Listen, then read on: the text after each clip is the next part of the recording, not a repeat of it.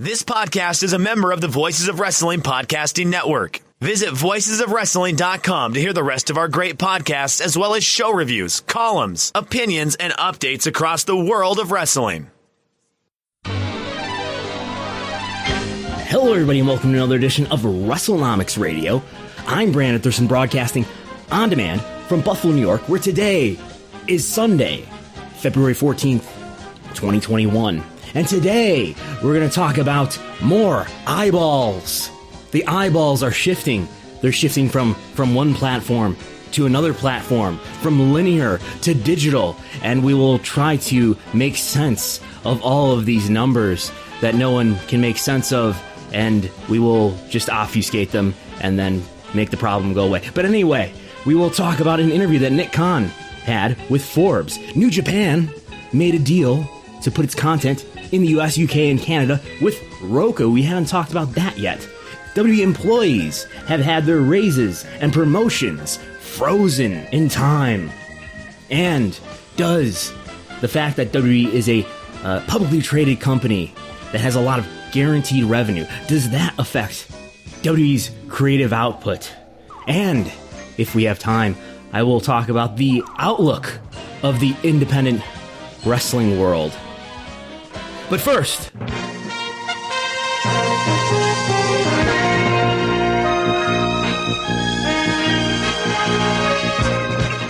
all right. So I've been driven nuts again by the analysis of the viewership data. Frequent listeners of this program may know that I often start out this section of the program by talking about wrestling viewership, the latest numbers in viewership data that we've learned in the week that just passed. And I'm wondering if, again, the micro-analysis that others and even I do on a week-to-week basis is really helpful and insightful, or if it's more misleading than helpful and insightful. And maybe a solution to that is to just talk about monthly averages more, maybe something like that, and to focus more on, yes, the ranking of the program on its given night, which Showbuzz Daily makes very clear in its daily posted rankings, but also talk about the comparison that we can make of the trends of the 5 programs that we have data about, comparing those trends to the trends of cable overall, in particular non-news cable, because that is a more stable and normal metric to look at. So here's an attempt at that. First, to just talk about things in a qualitative way. What is the state of SmackDown, Raw, Dynamite, NXT, and Impact right now? What are the state of those programs? What are the state of those trends? To understand that, I have lined up the viewership of those 4 programs, monthly averages, put all that data into monthly averages for each program, and comparing the given month to the year, to the same month of the year prior. So looking at February of this year to February of last year, January of this year to January of last year, and so on. Naturally, a lot of those numbers are going to be negative comparisons by percent. That's what we expect. But what I want to measure that year-over-year change against is the year-over-year change of non-news cable. So, in February, we're in the middle of the month of February, so we've got probably 2 out of 4 data points for the given programs. Nonetheless, in February so far, with the data that we have, non-news cable is down 25% in total audience. We'll talk about I know the key demo is the only thing that matters, but we'll talk about the key demo in a moment. But in total audience, non-news cable, by my measurement, by the data that is available through our friends at showbuzzdaily.com, non-news cable is down 25%. I'm going to say that again because that's important to remember, and to talk about Wrestlenomics in audio can be weird sometimes. Non-news cable is down 25% in February from the February of last year, at this moment anyway. So I think that negative 25% is a good benchmark. If you're doing worse than that, well, maybe your program isn't doing well. If you're doing better than that, well, maybe your program is doing well. So how do the 5 programs compare to that negative 25% year-over-year change? Well, they're all doing at least a little bit better than that. NXT comes the closest at a negative 23%. Raw comes the next closest at a negative 21%. And I'm reticent to talk about the numbers and just start listing off. Yes, Dynamite is negative 10%. SmackDown, negative 19%. And Impact doing the best at negative 11%. I would categorize this qualitatively, which is probably the best way to talk about it in audio, in that Impact seems to be trending the best. No, that's not true. Impact and AEW are doing about the same, trending pretty well relative to the year prior. But everybody's doing better than non-news cable overall. But what about the key demo? In the key demo for non-news cable is down 29%, and NXT is doing well below that, negative 43%. So NXT appears to be suffering quite a bit in the key demo of 18 to 49, but everybody else is doing at least the same or better. In fact, Impact is in a positive comparison, up 15% from the prior year. Granted, I'm making that calculation based on the demo rating number that we get, which when we're talking about in the range between 100,000 and 200,000 viewers, that's a very small range to be looking at and converting a 100th decimal. See, this is ridiculous to talk in audio, but trust me that Impact seems to be doing well in terms of trending. Dynamite doing pretty well as well. SmackDown doing okay. Raw barely doing okay. And NXT not doing that well. Of course, when we're talking about absolute viewers, SmackDown and Raw are in their own stratosphere, doing nearly 2 million viewers every week. In fact, SmackDown was down substantially this past Friday. I don't know why. And then Dynamite and NXT are in a stratosphere below that, where Dynamite leads NXT every week since late October, and leads in the key demo every week for more than a year running. And then in a stratosphere very close to the earth is Impact Wrestling. And oh my God, there's been news viewership, yes. News viewership has had an effect on pro wrestling viewership, especially on Wednesdays, on days such as the day after the presidential election in November, on days such as January 6th, on the day that the Capitol was attacked, when there was a lot of news viewership. It's not altogether clear to me that news viewership has been as affecting of pro wrestling viewership in at least this week as some have said. So I think there's that point to consider. So when you look at TV overall, and I think that is the way to look at this, is to take a metric like the one I found here for, let's take all the non-news cable, let's take what I've actually done is take the top 50 programs that are not on CNN, Fox News, or MSNBC, the top 50 programs for every single day, and measure the trends of that group of data, that group of programs, against wrestling viewership. And the gift, though, of having all these wrestling programs now, rather than just Raw and SmackDown, or an Impact that's doing well below it, the gift of having NXT and Dynamite in the conversation is that you can compare the trends of these programs to one another, and if you can do that over a large space of time, the point that people like to raise that, but all TV is down. Well, you can compare the trends of these programs to one another, and because you can compare them relatively, you can get an idea of what the trend, what the trajectory and the momentum or lack thereof is of any of these programs. So, anyway, we will revisit those points probably in the moments to come here when we talk about how Nick Khan, following the earnings call on Thursday, February 4th, this past week that just passed, had an interview with Forbes, with Alfred Kanawa of Forbes, where he talked about viewership. And I understand this interview was scheduled before the Thursday earnings call, but he seems to be addressing the much I don't know, commented on eyeballs comments that he made on the earnings call. So we will go through some of the quotes that he gives to Alfred Konuwa of Forbes here, where he talks about viewership, where Nick Khan, who, by the way, is the WWE president and chief revenue officer, known for making favorable media rights deals for WWE in the past. He says to Forbes, quote, "In all my time in LA, since SmackDown started in October 2019, through when I moved to Connecticut," he recently moved from LA to Connecticut to become the chief revenue officer and president for WWE. But anyway, he says, "I watched every episode of SmackDown live on the app. So my viewership, your viewership, are not counted in the ratings. It's not simply, hey, there is a departure, people are watching on YouTube, Facebook, etc. People are watching the direct-to-consumer product." He's talking about the app, which only Fox knows how many folks are watching that. Fox seems quite pleased to us with overall viewership, and that's the nuance in what I was attempting to say during the earnings call.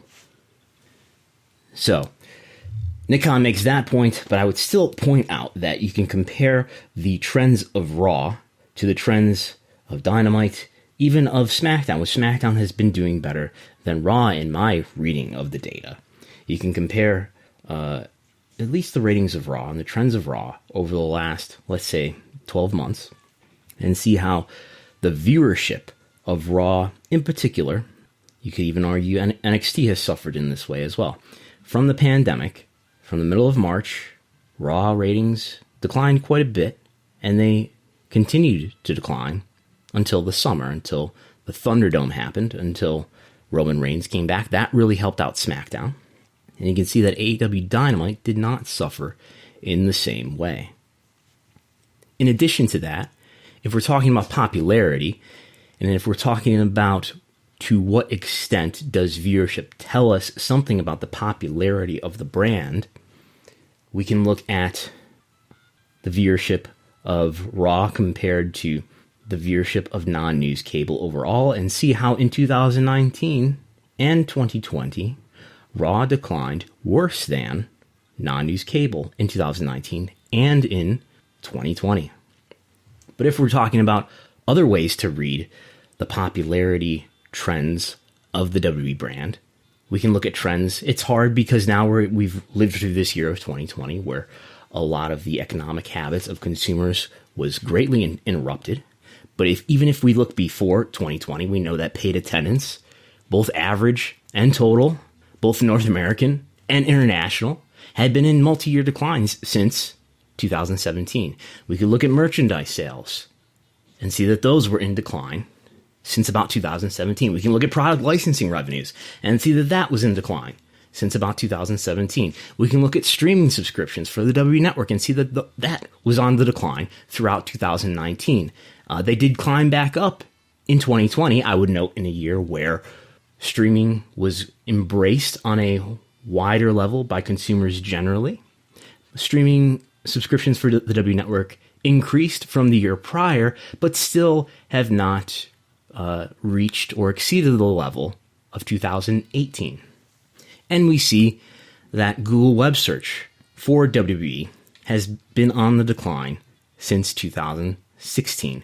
Meanwhile, Google web search for other sports leagues has not suffered similarly.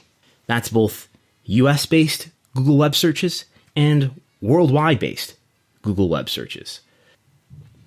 And in particular, if we talk about wrestling viewership again, the viewership of Raw and SmackDown again, we see that people of the age of 18 to 34 especially seem to have tuned out of WWE programs. The key demo, for example, 18 to 49, makes up about half, or maybe a little bit more than half. Let's check the PDF before I say something too certainly here. And by the PDF, I mean the Wrestlenomics Pro Wrestling Industry Report for the year of 2020, which you can get on Payhip for just $6, a 63-page document. I did not plan this plug, but here it is. A 63-page document telling you nearly everything you would want to know about the professional wrestling industry, the key metrics, and things of that nature. You can get that on Payhip for $6 or become a patron at patreon.com/Wrestlenomics for just $5 a month, and you will get that report as part of your monthly support. In addition to the notes that I often make as a result of doing this podcast, in addition to access to the wrestling viewership spreadsheet 2.0 with tens of thousands of data points and tabs upon tabs of analysis, the spreadsheet that I use to keep track of wrestling viewership. Again, patreon.com/Wrestlenomics, and that's $5 a month. You get all that and the 2020 report. Anyway, the point that I'm building to is that WWE appears to have a young viewer problem that is not as much of a problem for AEW. Why do I think that? Because about 50%, just about 50% exactly, of the AEW linear, not digital, not Facebook, not YouTube, not social, not internet, not online, the linear audience for AEW Dynamite, 50% of it is in the key demo of 18 to 49. 50% of it is outside of it, right? For Raw, 39% is in that key demo. For SmackDown, 36% of it is in the key demo. For NXT, 35% of it is in the key demo. In fact, for Impact, it's even lower. 20, what is this? I'm doing the math here. 27%. Only 27% is in the key demo. And again, for Dynamite, it's 50%. Granted, Dynamite is, let's not forget, Dynamite is doing about, less than half of the total audience of Raw or SmackDown.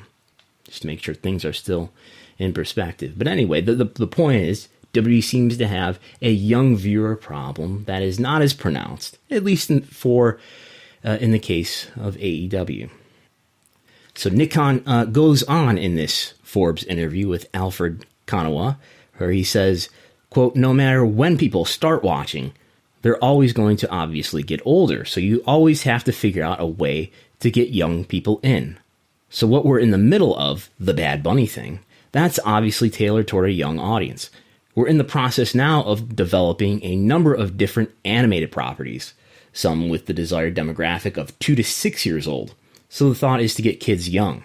We're also reevaluating our entire gaming strategy. So that's interesting. And he's talking about the animated series here with 2 to 6. That's a really young demographic. It's probably the age that I was when I first started to engage with World Wrestling Federation products, whether that was action figures or video games. And Bad Bunny did very well for them with the e-commerce stuff that they put out related to that. So, but has that resulted in a sudden increase in 18 to 34 viewers, for example? Apparently not, but maybe those eyeballs have increased on digital, but who knows? In other comments in this interview with Nick Khan, he also says, quote, so I'm not convinced that there are a group of 15-year-olds watching linear television who just don't happen to be watching us. They're finding our content elsewhere, and we have to get to them before they're even 15 to make sure we have a chance to win over new fans, so when the other fans start to phase out and get older, we always have a new population coming in. End quote. Yeah, so I think all this makes sense in a vacuum.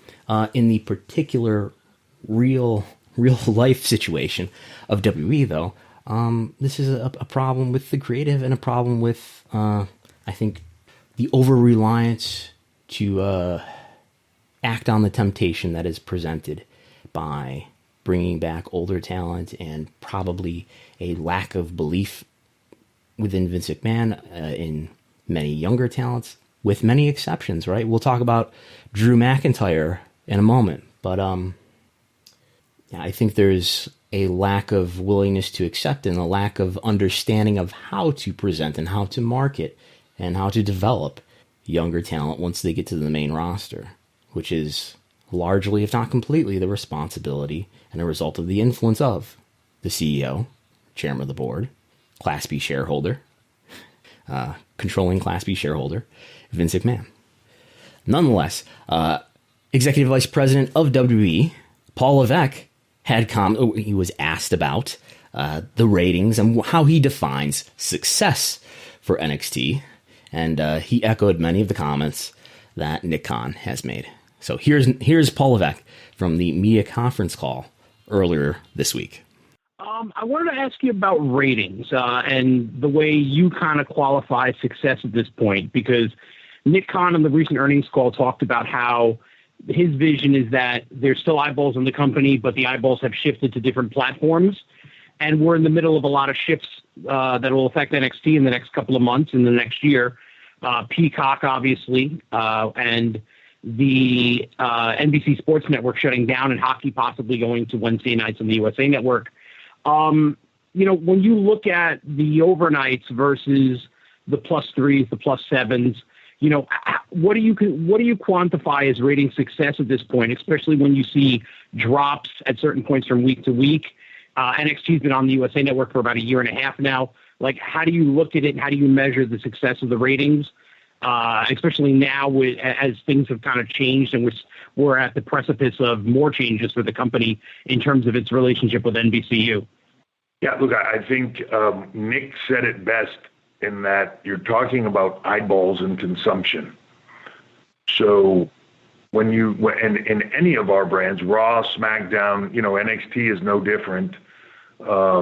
You're looking about how are people consuming the product. The world is changing. In some way you would say to yourself, well, and again, not talking about our industry at all, but you say, well, television consumption is down across the board. Are people just watching less content? No, they're watching more content. People are on their phones 24/7. People are watching content on so many different platforms and streaming devices and apps and everything in between, that to not consider those as platforms that are taking your eyeballs. I think Nick said it in a clarification the other day in an interview that he did of, like, even for him, watching SmackDown, he watched it on an app for quite a few months. Those don't count in television ratings. They count.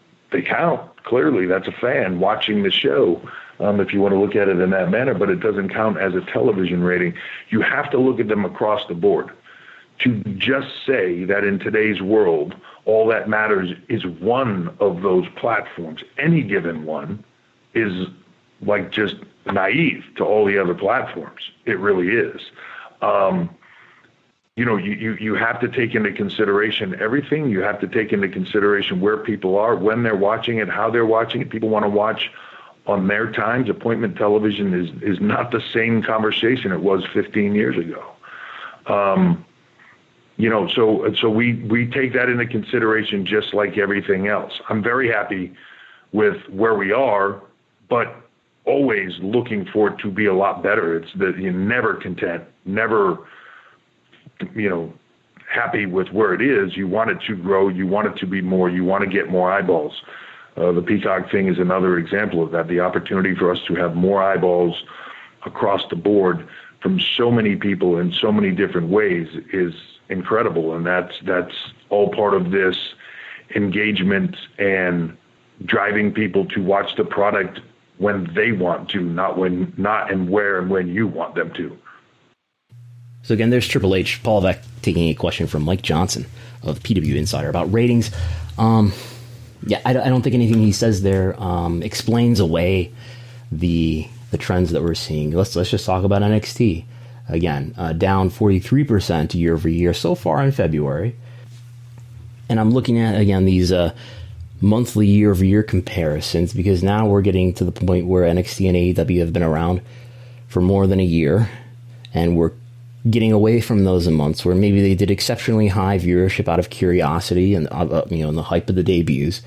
Similar for SmackDown, we're over a year now into SmackDown's run on Fox, and leveling away from the big months of, say, October 2020 or October 2019 to do that comparison with. So another thing that I would look at to measure success for NXT or any of these other programs is the rank of the program on its night. NXT in Q4, its median rank was 51. And it's been slipping down lower in its median rank for each quarter. So let's talk about Q1 2020, 35, a median rank of 35. Q2 it falls, median rank of 46. Q3 it goes up to a median rank of 28. Q4 back down to its lowest median rank for a quarter up to that point of 51. Right now it's a median rank, and Q1 is 65. So I don't know. If I'm NXT, I'm probably not happy with, for one thing, I'm not beating AEW. That seems to be getting more decisively out of reach. And I'm not sure.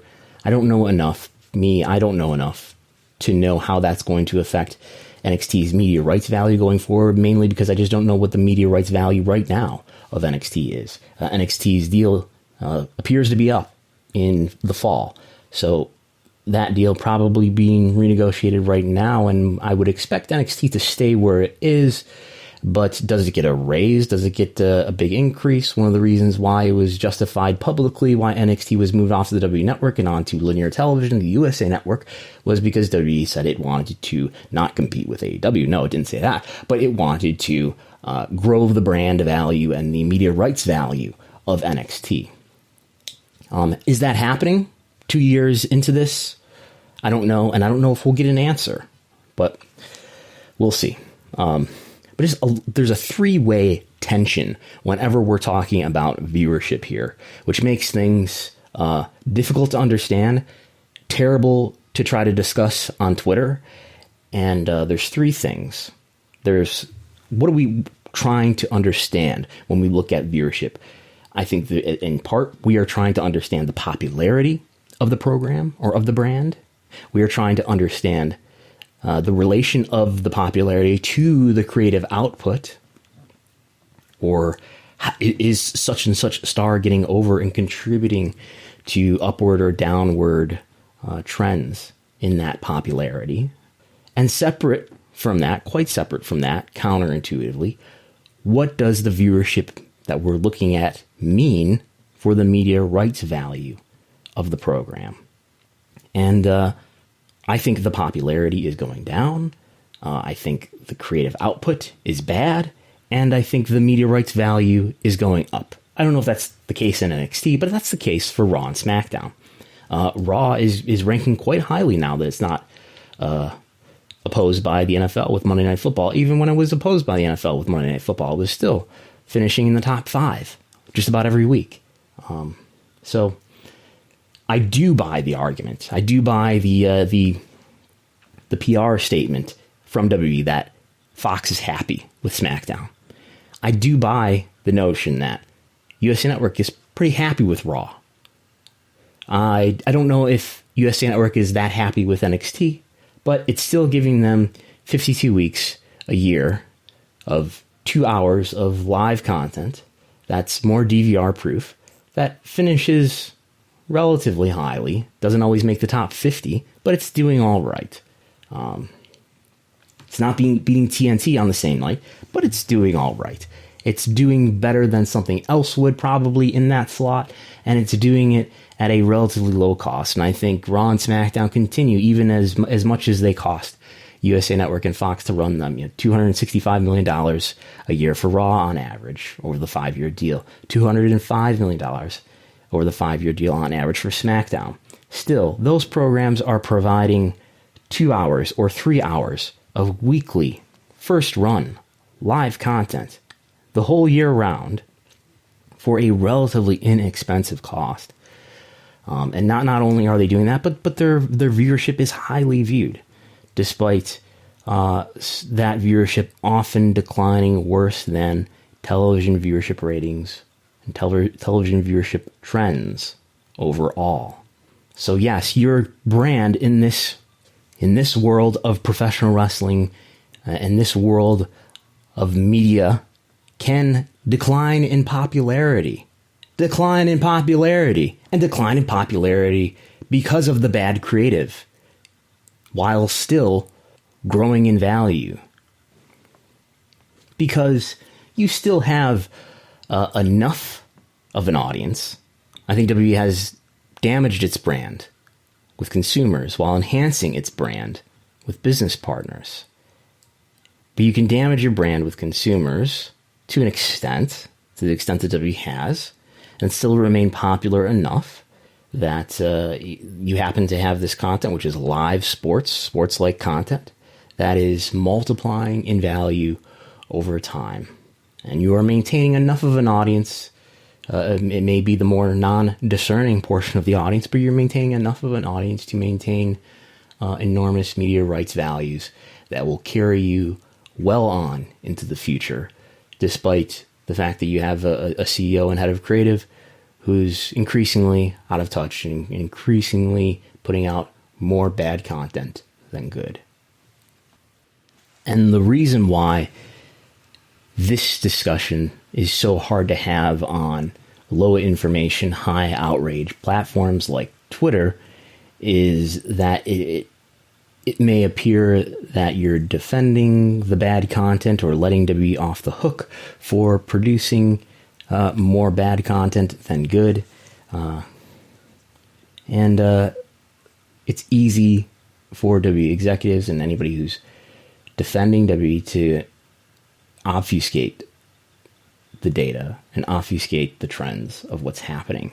It's pretty soon you start talking about linear and digital eyeballs and the viewership and the behavior shifting over from this platform to that platform. You can't just talk about one thing, you've got to talk about the other thing, and this is happening across the board. And we all have personal experiences that may tell us that this makes sense. This is intuitive, that yes, people are your kids are never going to watch linear TV. Your kids never watch linear TV now, and everybody's watching Netflix and looking at their phones 24/7, and everyone has some personal experience with that. And before you know it, you've been distracted by what's really happening, which is again, Raw has diminished in viewership worse than cable overall has in 2019 and 2020. And there's other evidence that supports the notion that WWE has declined in popularity over time in the last 3 to 4 years. And you can find that by looking at paid attendance, merchandise sales, licensing revenues, streaming subscriptions, and Google Web Search. But it takes a hell of a lot of time and research and work to unpack that. And before you know it, the water is too muddy to make any sense of this anyway. But not for you. You listen to Wrestlenomics and you get it. And you understand. But anyway, New Japan Pro Wrestling is on Roku. Right now, it is on Roku. 2 weeks ago, this was news that came out the same week as the WWE earnings call, so we have not talked about it yet. But New Japan is on the Roku channel. The press release makes it clear that New Japan content will be available on the Roku channel in the US, the United Kingdom, and Canada. New Japan will have a 1-hour weekly series that already premiered on February 11th, airing every Thursday at 5 p.m. Is that Eastern time? Is that Pacific time? I don't know. The press release didn't say. But there will be the first 10 episodes are going to cover Wrestle Kingdom 14, which is from the year of 2020. So not this year's Wrestle Kingdom, but 2020's Wrestle Kingdom. And I have looked at the Roku channel, and they're all there to watch. There's a number, I guess 10 of them, 48 or so minute episodes that are showing matches from Wrestle Kingdom 14. They're available right now. The Roku channel will host a block of library content from 2020 with potential for introduction of more historical content in the future. According to the press release, Roku channel reached 62 million people in the U.S. in Q4 2020. What does reached mean? I couldn't tell you. The Observer, the Wrestling Observer newsletter, also had some details in addition to what the press release said. Access did not subscribe to Nielsen until just after New Japan was off the network. So there was no Nielsen data that could be used to sell a deal for New Japan. So you couldn't take the credible Nielsen data and show it to various media partners and say, here, this is what we can deliver. I think there was some other research and data service that Access might have been using before the Anthem acquisition, but the industry does not trust information that's not from Nielsen as much as it trusts information that is from Nielsen. So that was a problem in the way of making a really great deal. According to the Observer, there had been talks with ESPN and Vice, among others, but the lack of viewership numbers from Nielsen for the show on Access didn't lead to a deal there. There was interest, according to the Observer, from the CBS Sports Network, but only an ad revenue split was offered. That seems to imply, the Observer seems to imply then that this Roku deal involves guaranteed rights fees.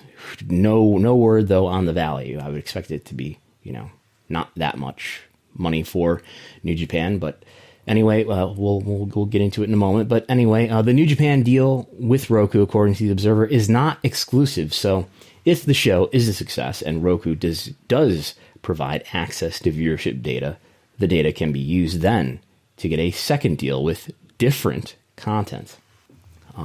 Which is confusing to me because I don't know that, Roku is obviously not a linear channel, so it's not as if Roku is going to provide Nielsen data the way that a television network would.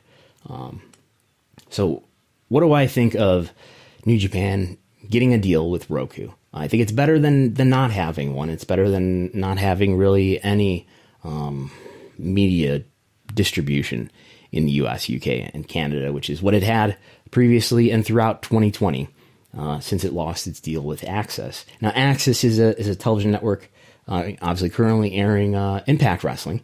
It's in about half of the cable homes, so that means it's probably in about a third of the US homes. So Access wasn't this great television network, but at least it was in a substantial number of US homes. I think this is not nearly as good as being on Access because it doesn't allow people to easily discover it. I'm not going to be looking through my I don't do this, but people do this. They look through the channel guide on their TV, and you can sort of page through it and scroll through it, and then you see wrestling. What's this? New Japan Pro Wrestling? And I think people discovered New Japan on Access that way. That's not going to happen on Roku. I think this is still a situation. I know there's a linear stream of this program on Thursdays, but I highly doubt this is going to lead to significant discovery of New Japan. Again, this is better than not having it, though. I think New Japan understands that there's revenue opportunities in selling media rights in the U.S. and other Western markets. I think they don't understand how to make it happen.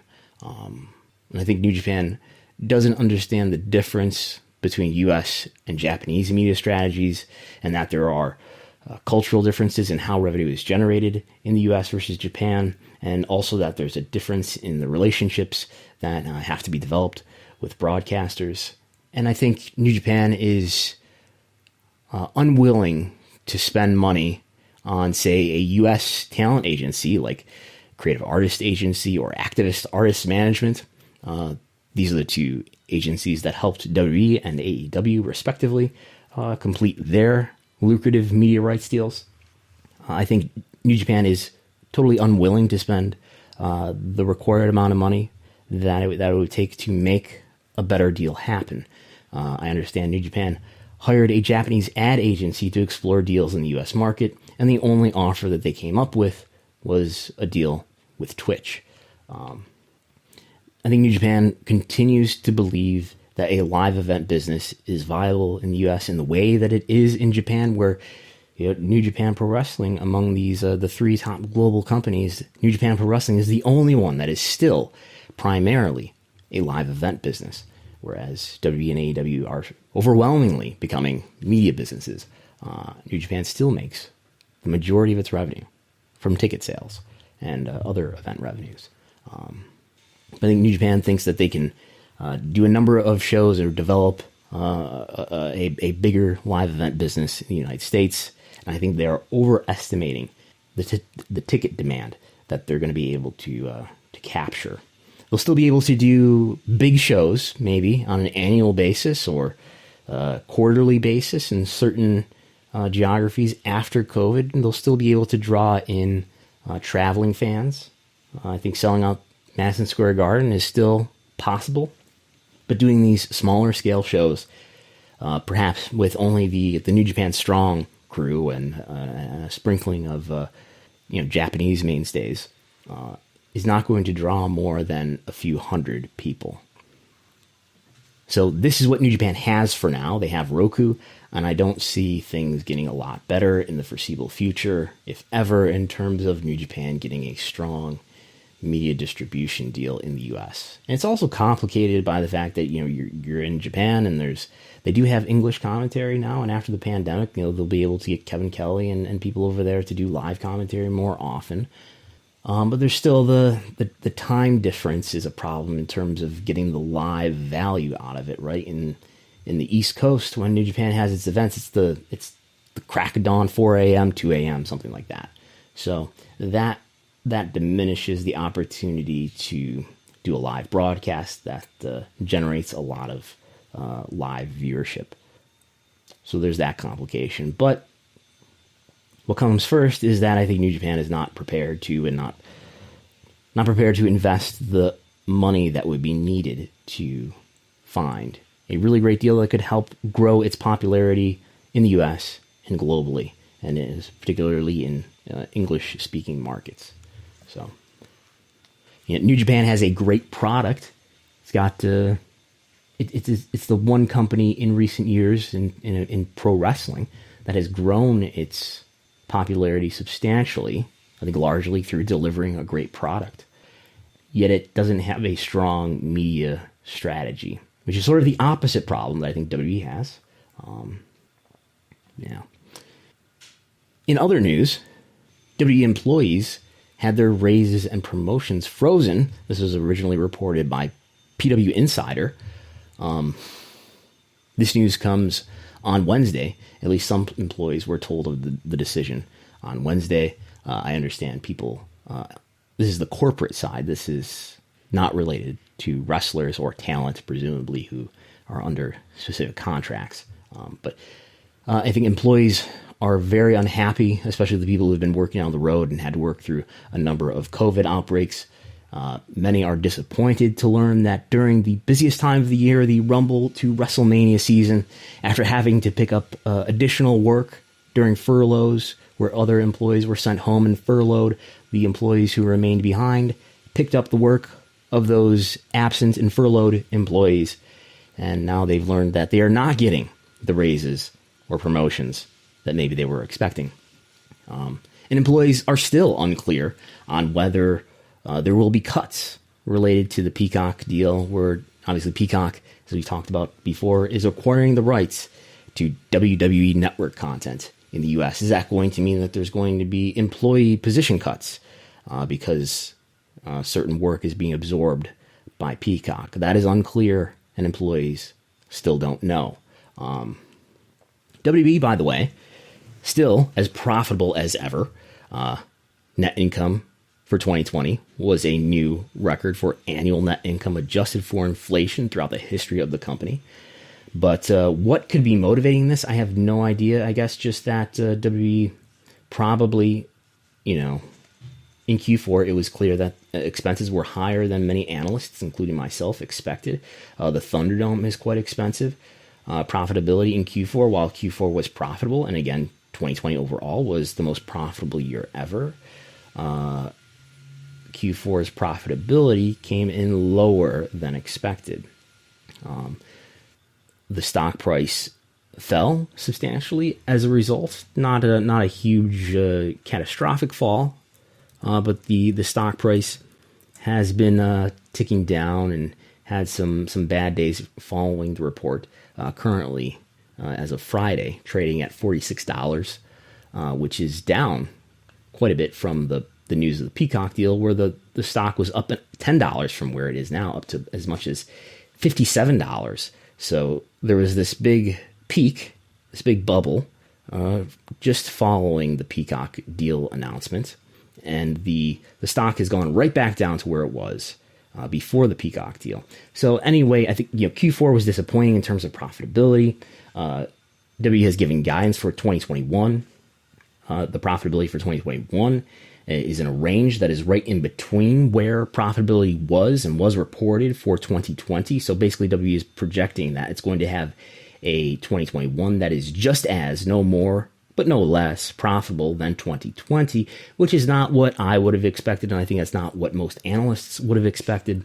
Given the escalating nature of media rights fees, you would think that would lead to greater profitability over time. But the Thunderdome is quite expensive, and WWE is going to be paying for the Thunderdome on a recurring basis for the foreseeable future until events can go back on tour. So it looks like maybe WWE is looking to cut some costs, in this case, in the form of freezing raises and promotions during its most profitable years ever. So it just looks like a case of putting shareholders' interests before employees' interests. And who's the largest shareholder in WWE? Vince owns 1/3 of all WWE shares. But to be fair, it's not like he's going to sell anytime soon. Although he does have a complicated deal with Morgan Stanley that I don't totally understand. And maybe raising the stock price would benefit that agreement that he's made to sell his shares over time to some of his shares, a portion of his shares over time to Morgan Stanley. Vince, by the way, before anybody freaks out, is the controlling shareholder because he has Class B shares, which give him 10 times the voting power of any common shareholder. So he maintains about 80% of the voting power. By the way, I wanted to touch on some other things that Nick Khan said in the interview with Forbes, just briefly. He says, quote, "I think the Drew McIntyre thing is working as a potential next breakthrough star," Khan says. "Certainly he has the look, he has the dedication, and he has the right attitude, and I think he's being put onto the right platform." Just interesting to note, I just want to note that it's apparent that Nick Khan is watching the current programming, which I never could confidently say when listening to George Barrios or Michelle Wilson, for that matter. Not that we heard a lot from Michelle Wilson as much as we did Barrios, but yeah, it is. I don't know how much it matters, but it's notable. And one other thing from the Forbes interview is NBC Universal interested in acquiring WWE. It makes increasing sense to me that NBC Universal would acquire WWE, or maybe that acquisition would be on the table in 2022, 2023, when they start to renegotiate the current deal for Raw. You've bought the rights to the network content, you own the rights to the Raw content. Why not just own the entire company outright? On that question, Nick Khan says, quote, "We haven't discussed it once at all. By the way, we're thrilled with being on network TV at Fox. I think I sort of pushed on the emphasis during the earnings call on broadcast television and how important it is. So we love that. We love what we're doing with NBC, but no, there has been no dialogue internally or externally on anything like that." So I know that that's within the realm of the answer that you would expect to a question like that.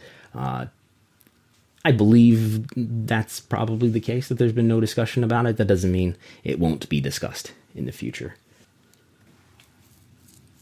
In other thought, there's an interesting discussion that I listened to this week between Todd Martin and Wade Keller of the PW Torch on The Fix this week, which is, I think, a really intelligent discussion every week of wrestling and the creative output and the business. There's the question of how do factors like guaranteed media revenue and WWE's publicly traded stock, how do those factors, these corporate factors, if you will, how do they affect WWE's creative output? I think this is something that is in the atmosphere of wrestling fan discussion, that it's a publicly traded company now, and there's this guaranteed revenue now. They don't have to do this, or they're going to do that, or they're not going to take as many risks or chances. Sort of the notion that because WWE is not motivated as much, or is not affected as much in terms of its total revenue makeup, it's not affected as much by consumer purchases, consumer behavior, that WWE may not be as motivated, or I guess Vince in particular, as the head of creative, may not be as motivated to take serious chances, or I think ultimately what we're getting at is doing something that would make the fan in question feel that the product is better. Or is the product being, in a sense, developed for business partners and for investors more so than it is for the fans. So let's try to, there's a lot there, right? But let's try to unpack some of that. So occasionally I talk with analysts and investors who cover WWE stock, and some are definitely making an effort to understand the creative. I think some are even watching the product, at least from time to time. And in this discussion with Wade and Todd, they were not affirming this, but investors and stock people are definitely not watching Raw or SmackDown and forming like price target opinions, or forming serious opinions, or having their opinions swayed about the stock value. Wall Street people are mainly looking at SEC filings and listening to executives' comments on the call, looking at other things they say publicly, probably, for example, in that interview with Nick Khan and Forbes. And they're computing all of that information and other facts and beliefs that they have about the wider industry that affects WWE, especially the media rights market.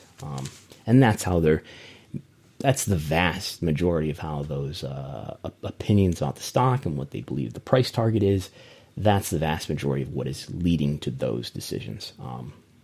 I think NBC Universal and Fox, who are probably WWE's two biggest business partners, NBC Universal and Fox, they probably give WWE feedback on creative things that they see, and WWE might take it or leave it. I've heard the story that USA NBC Universal was behind the idea of doing the 24/7 title. So I know that there's feedback and there's discussions that TV networks give to wrestling companies, both in the case of WWE and AEW. They certainly have limits, at least Fox does, in terms of vulgarity. When Fox, if I recall right, edited the West Coast feed on the that terrible urine throwing angle between Sheamus and Jeff Hardy a few months back. But I guess the thing I want to make clear is that investors, analysts, TV executives are unlikely to be fazed by much of any of the creative direction that fans care so deeply about. Fans, as I've talked about before, they want economic justice. They want there to be some sort of consequence or even punishment for what they at times perceive to be the bad product coming from companies including WWE. It would be nice if investors, analysts, and TV executives tuned in at least occasionally and recognized that Raw and SmackDown are generally not good shows. To some extent, maybe they do. And then use whatever influence they have to guide Vince and WWE to have a better creative direction that helps maximize popularity and revenues. So it's not just about aesthetic taste, but this is about popularity and revenues, streaming subscriptions, consumption, ticket sales, merchandise sales. But there's little distinction being made on the part of people like that. Again, they're focusing on the wider trends, which is really what affects this company. And to the extent that the extent that they are following the creative direction of the product. And I don't know, even if a significant group of people in the media industry and the investment world expressed their lack of satisfaction with the creative product to WWE or to Vince, I highly doubt, even if there was a tactful or effective way to communicate that to Vince, that Vince has the capacity at this point to correct course and make the adjustments and changes. Yeah, it's probably not just adjustments, but vast changes that would need to be made to correct course that would maximize revenues and consumption. So when people use it's a publicly traded company now, or something along those lines to justify bad or just status quo creative, I don't think that's a good point. And I do think that on the other hand, WWE having such a wide margin in terms of brand ID and in terms of revenue above any other wrestling company for such a long time, even as that huge margin begins to be somewhat threatened in recent years by AEW, it does reduce some of the urgency that might have once pushed Vince to make better creative decisions. But the problem probably comes before, the root problem probably comes before any of that. Now, in 2021, I think Vince's creative efficacy is gone.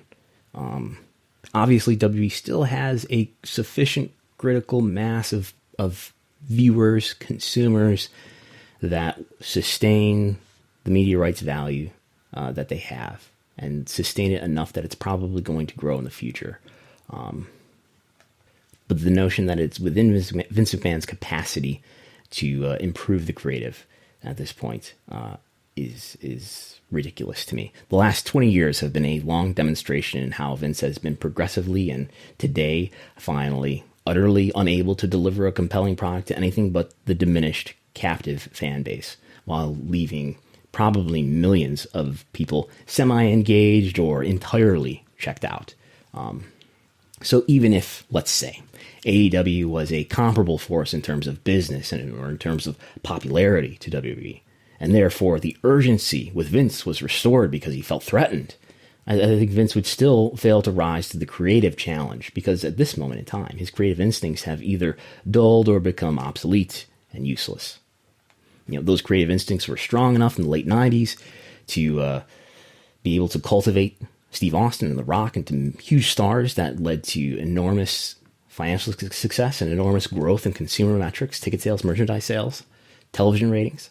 I don't think at this moment in time, in this culture, that he's capable of doing that, even if pressed with enormous urgency. I think this is one of those things that seems kind of obvious to me or implied in the things that I discuss, but maybe is not as clear. So there's that.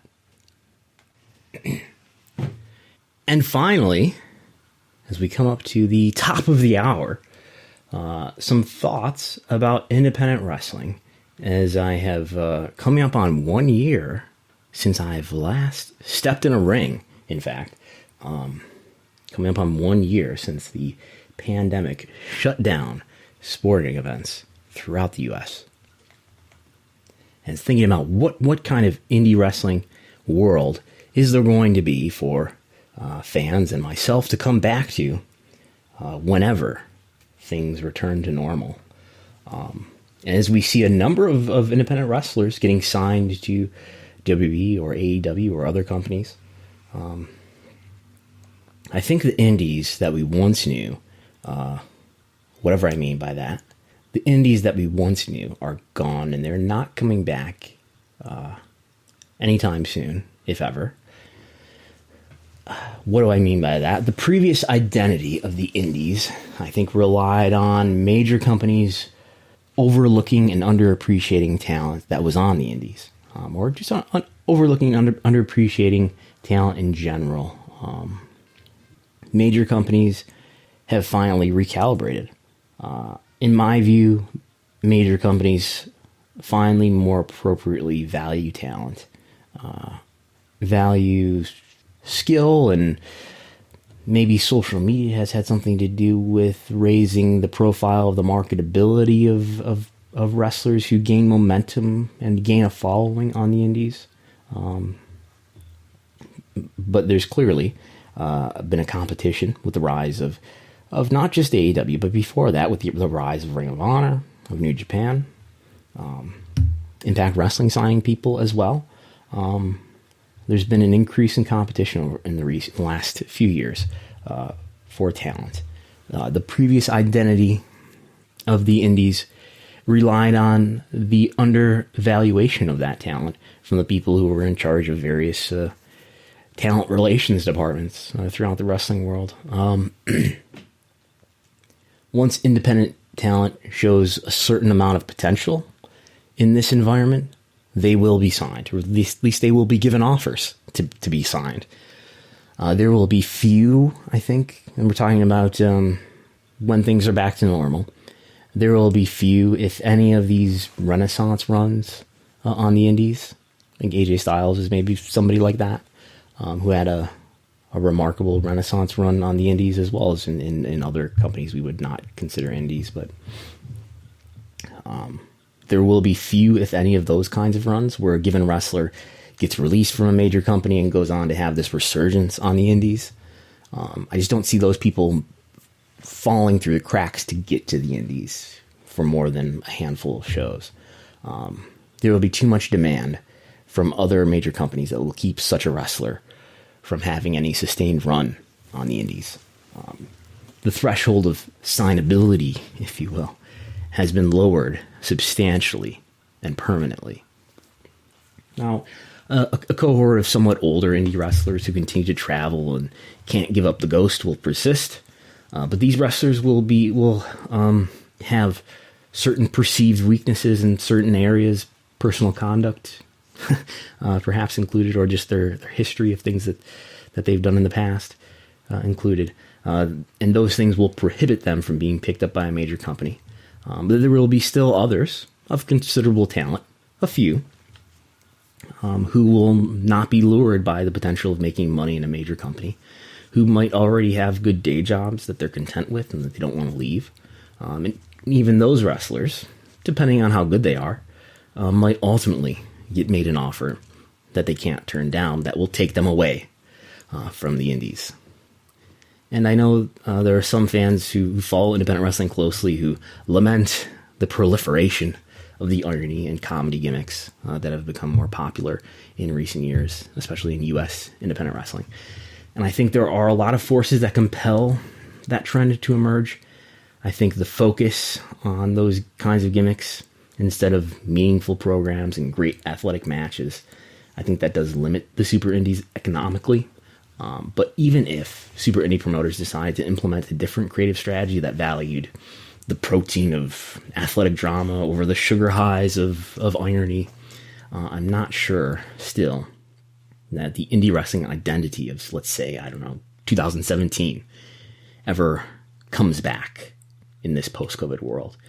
In a sense, even, the irony gimmicks that maybe have a lower chance of getting signed, those only that fact would only encourage the justification of the super indies to continue to rely on those kinds of talents, who they have greater reason to believe will continue to be available and who they can continue to put titles on and build programs around.